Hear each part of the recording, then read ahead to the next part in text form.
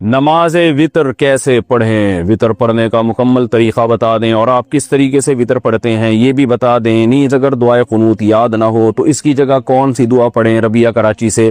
وطر کے بارے میں بہت ساری احادیث ہیں جن میں مختلف طریقے وطر کے بیان کیے گئے ہیں۔ بعض علماء کا موقف یہ ہے کہ ہر طریقے سے وطر ادا ہو سکتی ہے، 3 رکعت بھی، 1 رکعت بھی، 1 سلام کے ساتھ بھی، 2 سلام کے ساتھ بھی۔ اور بعض علماء نے ان تمام احادیث میں تطبیق دی ہے کہ یہ اپنے ظاہر پر نہیں ہے کہ، اور انہوں نے کہا کہ اصل تو وہ طریقہ ہے جو حضرت عائشہ رضی اللہ تعالی عنہ نے بتایا، صحیح حدیث ہے کہ کان نبی صلی اللہ علیہ وسلم یوتر بثلاث، نبی صلی اللہ علیہ وسلم 3 وطر پڑھتے تھے، لا یسلم الا فی آخرہن، صرف آخر میں سلام پھیرتے تھے، اور پہلی رکعت میں کوئی سبح اسم ربک الاعلی، دوسری میں قل یا ایھا الکافرون، تیسری میں قل اللہ احد پڑھتے تھے۔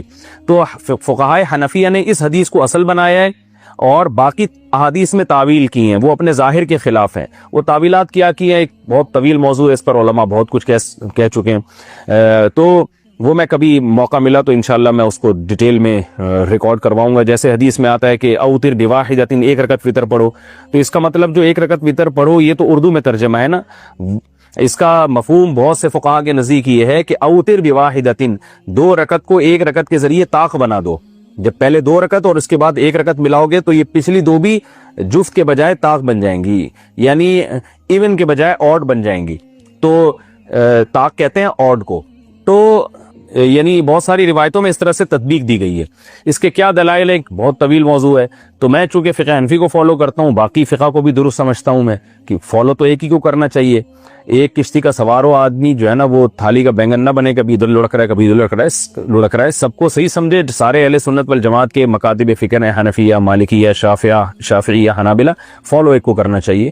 تو میں اسی طریقے سے پڑھتا ہوں جیسے جو احناف کا قول ہے، پہلی رکعت، پھر دوسری رکعت، پھر اس کے بعد اتحیات، پھر اتحیات کے بعد کھڑے ہو گئے، پھر اس کے بعد جناب کوئی بھی سورت پڑھی بہتر ہے، سورہ اخلاص پڑھیں جیسے حدیث میں آتا ہے، پھر اس کے بعد اللہ اکبر کہے، رفع الیدین یعنی کانوں تک ہاتھ اٹھایا، اور پھر اس کے بعد دعائے قنوت پڑھی۔ قنوت میں جو مشہور دعا ہے اللہم انا نستعینک ونستغفرک ونؤمن بک ونتوکل علیک، یہ والی بھی ہے، اللہم اہدنا فیمن ہدیت، یہ دعا بھی ثابت ہے، اور اس طریقے سے پوری نماز ادا کرتا ہوں میں۔ اور یہ والا طریقہ جو احناف جس طریقے سے پڑھتے ہیں، اتنی بات خوب سمجھیں، یہ ایسا طریقہ ہے کہ اس طریقے سے وطر پڑھنے پر سب کے نزدیک وطر ادا ہو جائیں گے، اور سب کے نزدیک افضل طریقہ یہی ہے، یہ ذہن میں رکھیں۔ یعنی مالکیہ کے نزدیک بھی اس طریقے سے وطر ہو جائے گا، شافعیہ کے نزدیک بھی ہو جائے گا، امام احمد بن حنبل کے نزدیک بھی ہو جائے گا، اور امام ابو حنیفہ کے نزدیک تو ہو ہی رہا ہے۔ تو چاروں فقہا، امام مالک، امام ابو حنیفہ، امام شافعی، امام احمد بن حنبل، چاروں کا اجماع ہے کہ اس طریقے سے وطر ادا بہرحال ہو جائیں گے۔ باقی طریقوں میں اختلاف ہے، کسی کے ہاں ہو رہا ہے کسی کے ہاں نہیں ہو رہا، تو اس لیے بھی اس میں اچھا اس پر بھی اجماع ہے کہ اس طریقے سے ہو جائے گا، اور اس پر بھی اجماع ہے کہ سب سے بہتر طریقہ یہی ہے وطر پڑھنے کا۔ تو اس لیے اس لحاظ سے بھی اس کو فوکس کرنا چاہیے اس طریقے کو کہ اس پر سب کے نزدیک وطر ادا ہو جائیں گے، اور یہ طریقہ صحیح حدیث سے ثابت بھی ہے۔ اور دوسری بات یہ کہ اس پر سب کے نزدیک افضل طریقہ یہی ہے وطر پڑھنے کا، تو یہ بے غبار ہے۔ شیر نواز صاحب عراق سے، انہوں نے بہت دنوں سے کئی مسائل پوچھے ہوئے ہیں، تو جمع بھی ہو گئے، میں نے کہا چلو آج ان کے سارے مسائل میں نمٹا دیتا ہوں۔ عراق سے شیر نواز صاحب نے مختلف مسائل پوچھے ہیں، کہتے ہیں کہ یہ وہاں شواف حضرات بہت زیادہ ہیں، تو کچھ مسلکی اختلاف کی وجہ سے ان کو کچھ پرابلمز ہیں۔ کہتے ہیں کہ مجھے نہیں پتا کہ وطر پڑھنے کے بارے میں کیا حکم ہے، مہربانی فرما کے بتا دیجئے، کیونکہ شافعی مسلک میں زیادہ تر لوگ عشاء کے وقت سنتوں کے بعد مسجد سے نکلتے ہوئے میں نے دیکھا ان لوگوں کو، مجھے نہیں لگتا کہ وہ سارے تہجد کے وقت میں پڑھتے ہوں گے۔ تو دیکھیں یہ وطر جو ہے یہ واجب ہے، اور امام شافعی کے ہاں بھی واجب کے قریب ہے، سنت موقدہ جو واجب کے قریب، اور امام احمد بن حنبل سے تو یہاں تک مروی ہے کہ جو وطر نہیں پڑھتا اس کی گواہی بھی قبول نہیں ہے۔ وجہ اس کی ہے کہ رسول اللہ صلی اللہ علیہ وسلم نے فرمایا ان اللہ زادکم صلاۃ الا وہی الوتر، اللہ نے ایک اور نماز کا اضافہ کر دیا اور وہ وطر ہے۔ صحیح حدیث ہے، یہ اللہ سے البانی رحمہ اللہ نے اس کو صحیح قرار دیا ہے۔ یہ میں ان کا البانی رحمہ اللہ کا حوالہ اس لیے دے رہا ہوں کہ ہمارے اہل حدیث حضرات ان کو زیادہ مانتے ہیں۔ تو اور بھی بہت ساری روایات ہیں، نبی صلی اللہ علیہ وسلم سے وطر کی قضا بھی ثابت ہے۔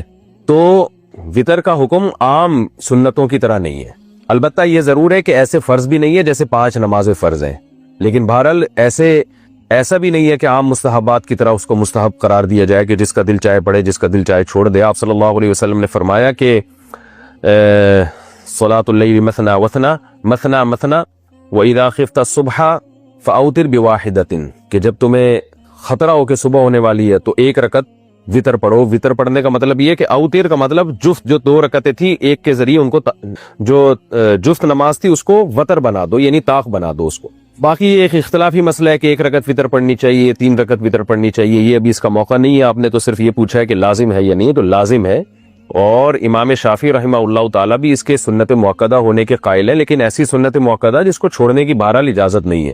تو اب عراق میں اگر شافعی لوگ اس طرح کر رہے ہیں تو یہ ان کا اپنا عمل ہے، تو آپ ایسا نہ کریں، آپ وطر لازمی پڑھیں. باقی یہ کہہ رہے ہیں کہ فجر کی دوسری رکعت میں یہ لوگ دعائے قنوت پڑھتے ہیں رکوع سے اٹھنے کے بعد. امام شافعی رحمہ اللہ کے نزدیک فجر کی دوسری رکعت میں جب آپ رکوع سے اٹھیں گے قوما کے لیے تو اس میں قنوت پڑھنا واجب ہے. یہ امام شافعی کا موقف ہے. تمام شوافع حضرات کو ہم نے بھی دیکھا اس طرح کرتے ہیں. باقی تینوں ائمہ کے نزدیک یہ لازم نہیں ہے. تو آپ جب ان کے پیچھے نماز پڑھیں تو وہ قنوت پڑھیں، آپ خاموش رہیں، بلکہ اس میں دعا میں شرکت میں بھی کوئی نقصان نہیں ہے. شافعی لوگ زور سے آمین کہتے ہیں، آپ امام کی دعا پہ آہستہ آمین کہہ لیں. تو اس وقت اگر کوئی دعا پڑھ لی جائے تو اس سے نماز فاسد بہرحال نہیں ہوگی. تو آپ جماعت سے نماز ہی پڑھیں، اکیلے نہ پڑھیں.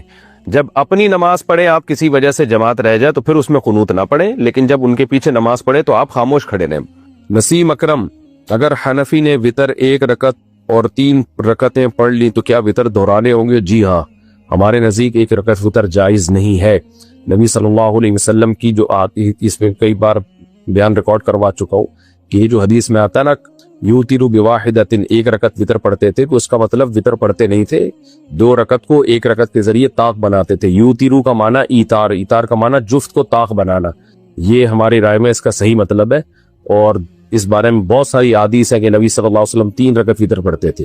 تو جس میں 1 کا تذکرہ ہے اس کی وہ تعویل کی جائے گی جس سے وہ تمام احادیثوں میں تطبیق ہو جائے. محمد سہیل احمد آباد سے پوچھتے ہیں اگر دعائے قنوت پڑھنا بھول جائیں وطر میں تو کیا کریں؟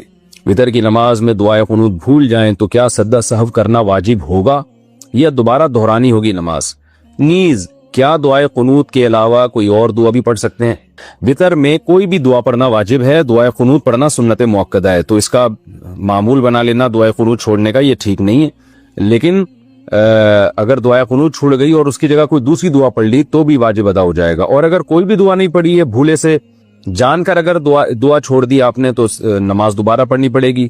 اور اگر بھولے سے آپ سے دعائے قنوت رہ گئی ہے یا کوئی بھی دعا نہیں پڑھی آپ نے بھولے سے تو سجدہ سہو کرنے سے نماز ادا ہو جائے گی. عبید اللہ صاحب انڈیا سے پوچھتے ہیں اگر دعائے قنوت یاد نہ ہو تو وطر میں کیا پڑھے؟ کوئی بھی دعا پڑھ لے. ربنا آتنا فی الدنیا حسنۃ وفی الآخرۃ حسنۃ وقنا عذاب النار بھی پڑھ سکتے ہیں. رب اغفر وارحم وانت خیر الراحمین بھی پڑھ سکتے ہیں. کچھ بھی نہ ہو تو اللہم اغفر لی پڑھ لیں. یہ بھی نہ ہو تو رب اغفر پڑھ لیں، اتنا بھی کافی ہے. لیکن دعائے قنوت یاد کریں، وہ سنت موقع. ناخن کاٹنے کا سنت طریقہ کیا ہے؟ بھائی نبی صلی اللہ علیہ وسلم کے بارے میں سیدہ عائشہ فرماتی ہیں کان النبی صلی اللہ علیہ وسلم یحب التیامن فی کل شیء. نبی صلی اللہ علیہ وسلم ہر کام میں دائیں طرف کو ترجیح دیا کرتے تھے، رائٹ سائڈ سے شروع کیا کرتے تھے. تو بس یہی سنت طریقہ ہے کہ آپ دائیں ہاتھ کے ناخن پہلے کاٹیں اور بائیں ہاتھ کے ناخن اس کے بعد کاٹیں. اچھا دائیں میں بھی بالکل ہی رائٹ سائڈ سے شروع کریں تو اور اچھا، یعنی چھوٹی انگلی ہو گئی، یہ ہو گیا، یہ ہو گیا، یہ ہو گیا، پھر یہاں سے یہ ہو گیا، یعنی رائٹ سے لے کے لیفٹ کی طرف، بس اتنا کافی ہے. اور اگر کوئی یہ ترتیب نہیں کرتا بس اتنا بھی کافی ہے کہ دائیں ہاتھ کے ناخن پہلے کاٹ لیں اور لیفٹ کے اس کے بعد کاٹیں.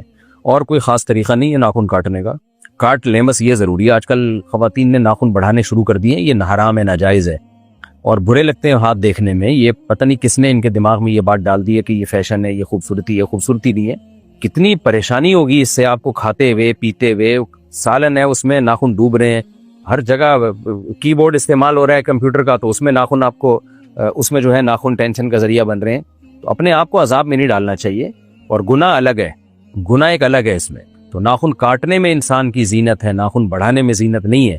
تو ناخن بڑھانے میں اگر کوئی خاتون یہ سمجھتی ہے کہ زینت ہوگی تو یہ تغییر خلق اللہ ہے، اللہ کی تخلیق کو بگاڑنا ہے. یہ مستقل ایک جرم ہے. اس سے نماز بھی مکروہ ہوتی ہے اور عبادتیں بھی مکروہ ہو جاتی ہیں. تو اللہ سے ڈرنا چاہیے. نبی صلی اللہ علیہ وسلم نے حکم دیا ہے ناخن کاٹنے کا. بالوں کے بدلے میں برتن لینا کیسا ہے؟ کیا مطلب بالوں کے بدلے میں برتن لینا؟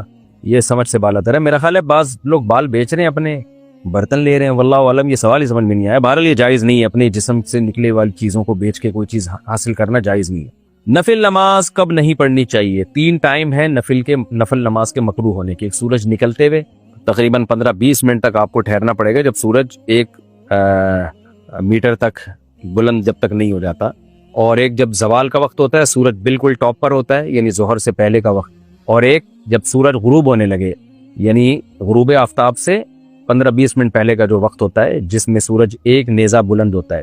تو یہ سارے اوقات مکروہ وقت ہے. اسی طرح فجر کی نماز کے بعد یا اور عصر کی نماز کے بعد نفل پڑھنا بھی مکروہ ہے, البتہ قضا نماز پڑھ سکتے ہیں اس میں. کیا شیطان ہمارے دل کی بات جان سکتا ہے؟ قرآن کہتا ہے انہ یراکم ہوا وقبیلہ من حیث لا ترونہم. بہت سی چیزوں پہ شیطان ایسی چیزوں پر مطلع ہوتا ہے جہاں سے ہمیں پتہ بھی نہیں ہوتا, ہم نہیں شیطان کو دیکھ رہے ہوتے اور وہ ہمیں دیکھ رہا ہوتا ہے. تو اللہ تعالیٰ نے شیطان کو اختیار دیا ہے دل کے اندر وسوسے ڈالنے کا. تو یہ بات تو ثابت نہیں ہے کہ ہر دل میں جو بھی خیال آ رہا ہے اس پہ بھی شیطان مطلع ہوتا ہے. یہ تو صرف اللہ کا خاصہ ہے کہ ہمارے دل میں کوئی وسوسہ بھی آتا ہے تو اللہ جانتا ہے.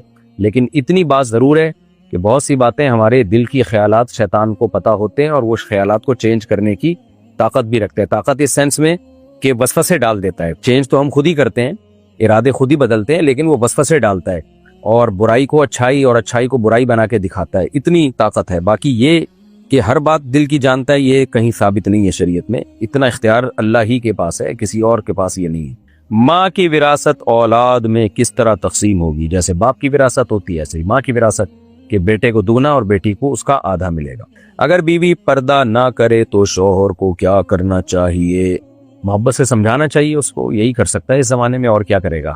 باقی یہ ہے کہ اگر پہلے سے پردہ کرتی تھی اور شادی ہی اس بیس پہ ہوئی ہے پھر تو شوہر سختی بھی کرے اس کے اوپر. پہلے محبت سے سمجھائے, نہیں مانے تو پھر سختی کرے, کیونکہ یہ ایک طرح کا دھوکہ ہے شوہر کے ساتھ. اور اگر پہلے سے پردہ نہیں کر